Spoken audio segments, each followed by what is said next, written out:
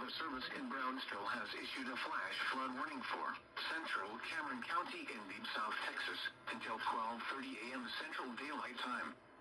At 9:32 p.m. Central Daylight Time, Doppler radar indicated thunderstorms producing heavy rain across the warned area. Between 3 and 5 inches of rain have fallen. Additional rainfall amounts of 2 to 4 inches are possible in the warned area. Flash flooding is ongoing or expected to begin shortly.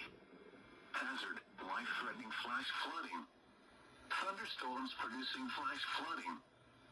Source: radar. Impact: life-threatening flash flooding of creeks and streams, urban areas, highways, streets and underpasses.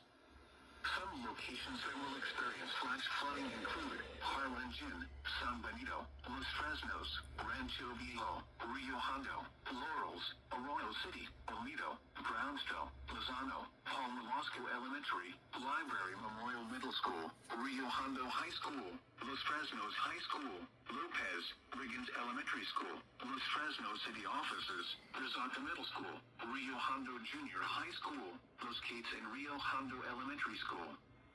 Turn around, don't drown when encountering flooded roads.